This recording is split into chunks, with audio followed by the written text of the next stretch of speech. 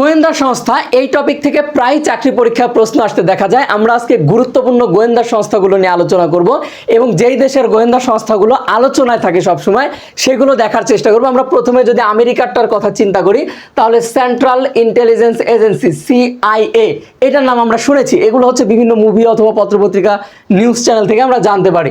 এরপরে defence intelligence agency সেটা হচ্ছে DIA। এরপরে হচ্ছে ফেডারেল ব্যুরো অফ ইনভেস্টিগেশন যেটা FBI। FBI এর নাম তো আপনারা শুনছেন মাস্ট এটা। আচ্ছা, এরপরে ফেয়ারফ্যাক্স আছে, এটা হচ্ছে অর্থনৈতিক হচ্ছে যে বেসরকারি যেটা আপনার গোয়েন্দা সংস্থা এটা। এরপরে আমরা যদি যুক্তরাষ্ট্র মানে রাজ্য মানে ইংল্যান্ডেরটা যদি আমরা চিন্তা করি তাহলে দেখব সিক্রেট ইন্টেলিজেন্স সার্ভিস SIS বলা হচ্ছে। এরপরে মিলিটারি ইন্টেলিজেন্স অ্যান্ড এর সাথে আরও আছে সেকশন 6 যেটা সেটা MI6 যেটা বলা হচ্ছে, এটা হচ্ছে যে আপনার ওনাদের হচ্ছে যে মিলিটারি গোয়েন্দা বিভাগ। এরপরে যদি আমরা জাপান দেখি তাহলে নাইচো, জাপানেরটার নাম কি নাইচো। আচ্ছা, মিশরের হচ্ছে মুখবারাত, কি নাম মুখবারাত। এরপরে ইসরায়েল, এই ক্যান্সারের যেগুলো আছে ক্যান্সারগুলোর নাম তো আপনাদের মুখস্থ, কিভাবে মুখস্থ?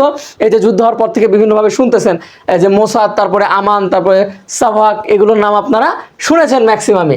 এরপরে রাশিয়ার আছে KGB, আর এটার নাম পরবর্তীতে হচ্ছে যে FSB হয়, তারপরে SVR আছে, এগুলো হচ্ছে যে রাশিয়ার। এরপরে আছে ফ্রান্সের general directorate of external security যেটা আছে DGSE, আমাদের বাংলাদেশে DGFI আছে না, ওই রকমই আর কি। অস্ট্রেলিয়ারটা কি?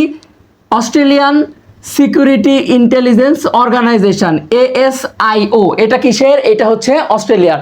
দেখেন এইগুলা কিন্তু মানে পূর্ণরূপ আসতে পারে অথবা অমুক দেশেরটা কোনটা, এগুলো শর্ট ফর্মেও আসতে পারে, এই জন্য মনে রাখতে হবে একদম পুরোপুরিভাবে।